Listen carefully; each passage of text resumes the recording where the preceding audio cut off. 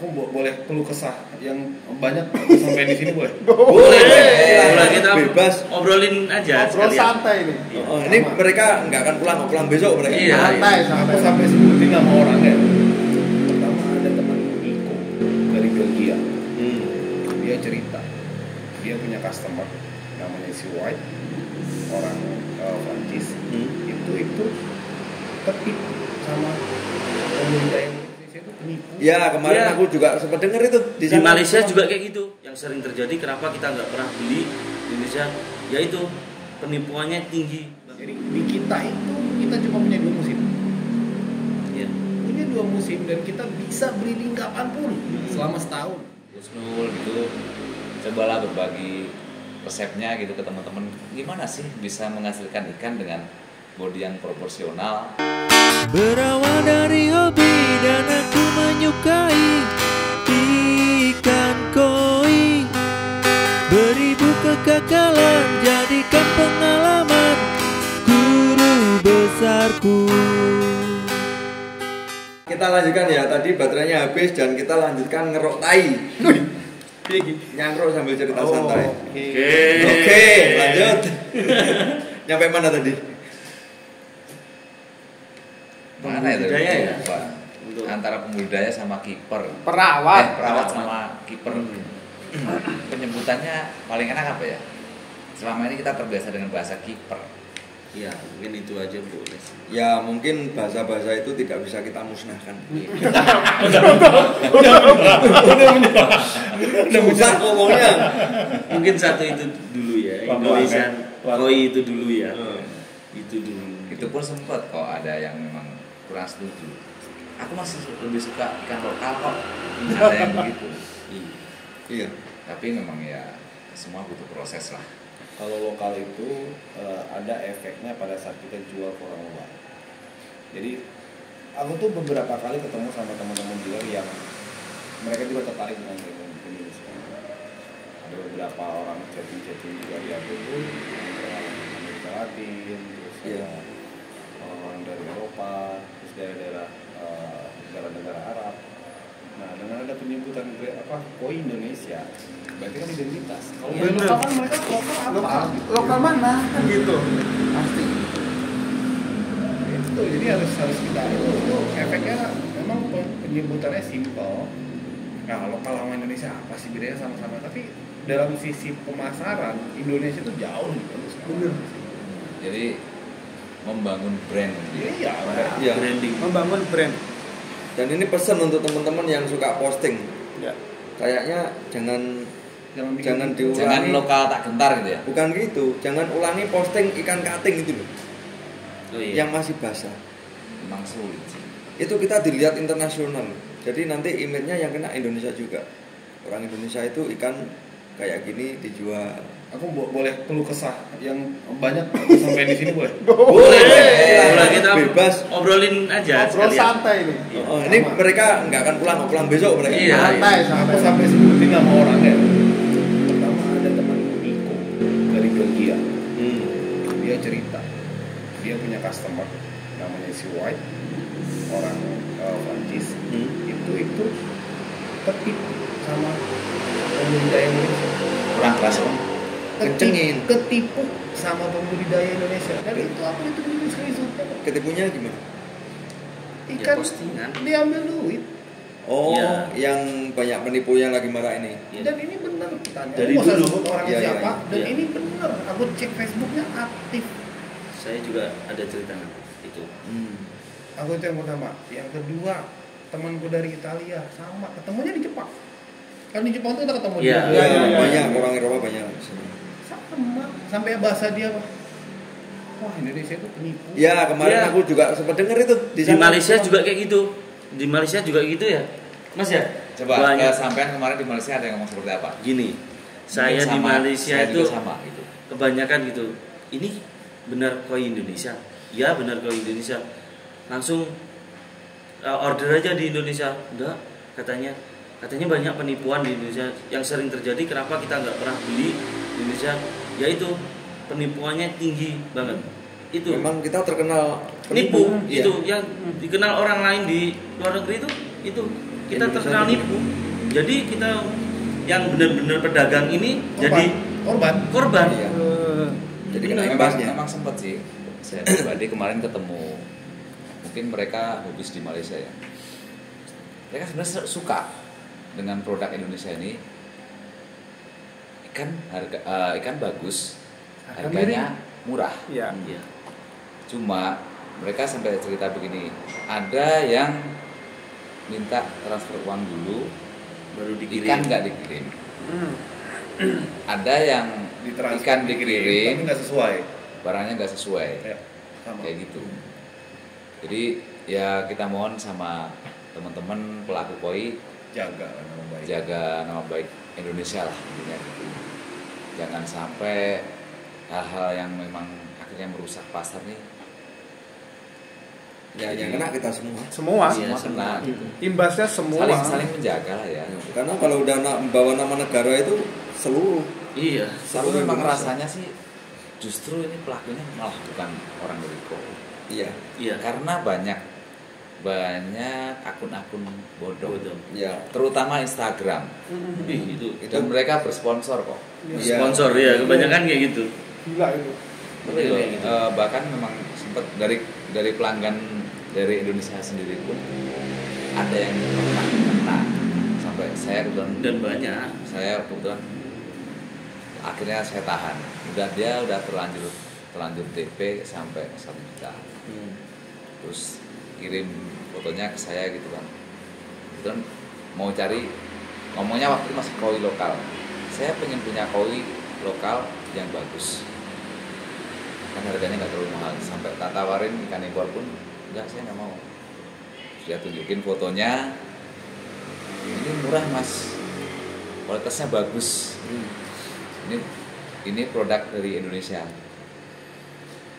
Saya bilang jangan diterusin karena ini ikan impor, berarti ini yang jual foto. Ya. Taunya dari mana? Beda, dari bentuk badan kulit kayak gitu kan beda. Ya, kelihatan lah. Apalagi di jenis tertentu ya, kayak susui gitu. Susui dari Jepang sama sushi produk kita itu memang ada beda lah. Kosiki juga. Ya. Sama yang sempat rame kemarin lah. Gak usah dibahas lagi. Gak usah, udah. Itu cukup di situ aja sih. Ya, memang kita terkenal penipu kok. Di luar negeri itu kita terkenal penipu. Berarti Sebenarnya PR ya. oknum. PR untuk kita semua. untuk memperbaiki itu semua lah. Walaupun itu sebenarnya pelakunya, saya rasa kalau yang kayak jual beli bodong tuh kebanyakan bukan dari orang koi langsung. Iya. Cuman mereka karena melihat mungkin peluang bisnis yang lumayan bagus, bisa Dia masuk ke dimanfaatin situ. kayak gitu. Sindikat itu. Karena kalau teman-teman pelaku, nggak mungkin lah mereka mau merusak pasar sendiri. Iya. Itu sangat Cari pelanggan aja hasilnya. efeknya cukup lumayan ke semua juga akhirnya. Dan untuk para pembeli Macet. pun juga harus banyak belajar. Aku tunjukin ke Kualitas. ininya aja ya, MC-nya, jangan yang lain kasih. Ya. Salah satu konten. Dolar. Banyak bro. Dan ini orangnya ada. Orangnya ada. Jual. Tapi nggak usah sebutin. Aku sampai.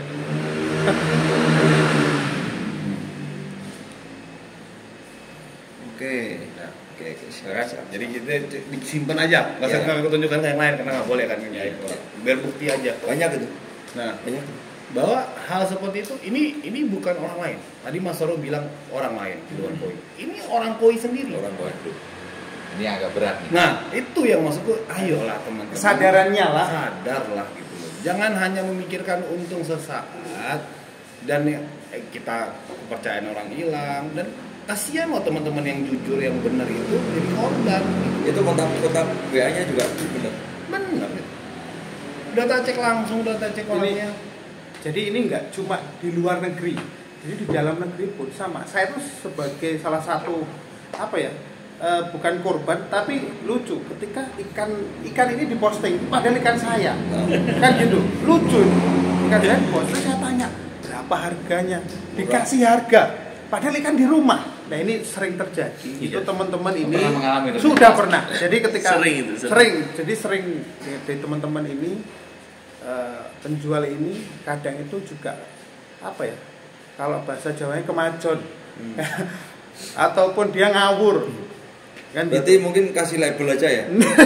Kalau kita posting kasih label ya supaya Iya, nggak boleh. dicuri boleh kita boleh ya. seperti itu. Jadi karena ketika ini ada ikan bagus nih, Ah. ikan ini diambil diposting, siapa tahu ada yang minat lah. Kan itu saya tahu lah, berapa tuh harganya, malah dikasih tahu lah orang ikannya di rumah kan ya. Itu salah satu modus penipuan. Saya itu hampir tiap hari dapat laporan ketipu itu hampir tiap hari. Saya malah sempat dapat request dari teman-teman di Blitar waktu itu, coba Mas bikin podcast tentang penipuan ini gitu. Tapi gimana caranya ya? Maksudnya kan untuk melacak Bahasanya. si pelaku ini agak sulit. Ya kita cuma Mungkin- bisa mengingatkan untuk Ya, teman-teman kita. Mungkin dengan adanya podcast seperti ini bisa ngingetin Nah. teman-teman yang Hobi merasa juga. yang merasa melakukan hal itu, tolonglah dijaga biar kondisi perkawinan di kita itu bisa maju, tidak terkendala tipu-tipu lah. Jadi biar bisa kerja keras teman-teman itu bisa ini bisa. Jangan tergiur harga murah itu aja. Iya. Kalau mungkin orang kita sesama orang lokal mungkin ini ya. Kenapa? Ekspor itu sebenarnya memang harganya nggak terlalu mahal. Iya. Tapi apabila kita sudah bisa ekspor, berarti kan masuknya ekspor quality. Ekspor quality dampaknya nanti mungkin 3-5 tahun ke depan, harga ikan kita akan naik dengan sendirinya. Benar. Dan Sama buat- berarti ya, sama kayak Jepang ketika kita Sama. impor. Dulu kan sering banyak kan impor masuk dengan jumlah yang fantastis lah. Bisa-bisa. Itu mereka juga murah karena jumlahnya banyak. Tapi makin kesini akhirnya kan dealer-dealer akhirnya seleksi. Nggak banyak masukin ikan, istilahnya ikan box ya. Nah, bukan. Itu akhirnya mereka harganya melejit loh ketika dealer ngambilnya cuma sedikit dan milih. Harganya makin naik. Nah, semoga nanti Indonesia akan bisa seperti itu. Bisa lah. Bisa. Jadi salah satu keuntungan utama kita adalah kita bisa jadi ngomong bahasa Inggris lagi nih. Kita Nggak apa-apa, bisa Wis. Bebas. Biar budidaya lebih enak aja. Susah kalau ngomong. kan lagi belajar. Iya. Lagi belajar nasionalisme. Belajar di Kenalkan di sini nasional. Susah. Cinta Indonesia. Cintailah produk-produk Indonesia. Itu iklannya. Ya kita cinta produk Indonesia, tapi kalau untuk ngomong ya apa adanya aja lah. Jadi gini, bebas ya. Bebas. Jadi di kita itu kita cuma punya 2 musim. Iya. Punya 2 musim dan kita bisa breeding kapanpun selama setahun. Ya. bukan ternak, breeding ya. Breeding. Tadi kan mau ngomong ternak ya. Lupa nih. Kita bisa ngernak sepanjang tahun. Kita Poin bisa plus ternak sebenarnya buat kita ya. jauh mas. Mereka sedangkan Jepang itu cuma punya waktu 2 bulan untuk ternak. Kembali lagi kuncinya satu. Apa itu? Jurkuti. Iya di sini. GDN dong. Wah ini kita jadi anak buahnya Pak Harto ini. Kebetulan pernah mengalami jadi peternak lah. Ketika disiplinnya berkurang memang itu berantakan. Saya mengalami coba untuk disiplin waktu itu mencari gimana caranya bisa menghasilkan produk dengan punya ciri khas, punya karakter, maksudnya hasil ternakannya punya karakter. Itu saya pernah mencoba dan sempat berhasil waktu itu. Akhirnya yang merusak semuanya adalah disiplin. Saya pribadi waktu itu karena nggak disiplin akhirnya waktu itu coba mencari ternak yang teman-teman di luaran belum coba ternak kayak gitu loh. Itu coba belum begitu rame, polos apalagi karena awal-awal saya ternak itu jadinya bukan banyak kocibanya, banyak cagoynya. Itu diledekin sama teman-teman. Ngapain kamu ternak ikan mas, ikan kiloan? Nah itu ketika saya coba disiplin, coba mencari ini sampai ke titik ketemu hasil yang ini anakan saya mau dimanapun saya jual kecil gitu. Ikan polos ya ini, kita bicara ikan polos itu maksudnya ikan yang banyak, ikan yang misalkan kayak platinum kan sama aja lah kayak gitu. Nah ketika ini di ikan polos kita bisa tahu karakter anakan kita, itu kepuasan tersendiri. Maksudnya saya jual ikan ini kecil nih, Punya produk. tiba-tiba ketemu ikan ini gede di tempat orang yang belinya kebetulan bukan dari kita, tapi bisa tuh ternyata anakan kita sampai ke sini ya. Itu saya pernah mengalami, punya Dan karakter. dirawat dengan baik. Intinya bisa punya karakter. Kayak dulu lah gini, misalkan ikan impor masuk nih, itu kita bisa langsung tahu ini pasti ikan sakai, ini pasti ikan dainichi, Ya. ini pasti ikan isa. Dari putihnya. Itu mereka punya karakter, karakter kulit, body, itu mereka punya karakter. Nah, di petani lagi ya, di pembudidaya koi kita, itu kalau bisa sampai punya karakter hasil ternakannya, itu sangat wow lah. Ya branding lah ya. Ya, ada sih beberapa peternak kita yang memang sudah punya karakter. Tapi akhirnya ketika ini bagus, budaya sini ikut. Jadi kayak sama. Ini hasil ternakan siapa ya? Kita agak bingung. Tapi ada beberapa yang memang dia punya karakter, mungkin di ukuran kecil badannya nggak terlalu besar, tapi dia bisa gede. Kayak contoh teman kita Husnul. Mungkin ikannya di size di ukuran kecilnya, nggak terlalu yang begini, tapi dia bisa panjang. Dia panjang terus. Pas Baru sudah gede. panjang ini, Baru gede. badannya baru mulai Baru ngisi. muda. Yang Karakter itu sudah ya, terbukti sampai kebetulan ikannya pun kemarin hadir di acara kita itu dapat predikat jumbo champion. Itu Iya, itu ceritanya gitu. bodinya memang bagus, bukan yang gede kepala kecil loh. Dia badan gede, Proporsional. proporsional. Kepalanya Kepala pun juga besar gede. gitu. Karena banyak terakhir ini beredar itu barang kecil. besar sekali, Tapi kepalanya kecil. kecil. Kayak kodok. Itu sebenarnya juga ciri khas sih, tapi ciri khas yang sebenarnya kurang baik. Nah, kita coba punya ciri khas yang seperti teman kita yang sudah berhasil ini. Semoga nanti teman-teman yang lain tuh ngikutin gitu dengan body yang proporsional, gede. Itu kemarin paling gede loh. Bisa ya, Paling gede. bisa ketemu, disandingin dengan ikan impor dari Jepang tuh badannya bisa lebih Iya, besar. paling gede loh. dia paling gede dari Itu ikan foto impor. tipis lagi ya. Tipis Satu. Iya, selisih satu aja. itu satu. Yang punya ikan tuh agak malah segini doang ya.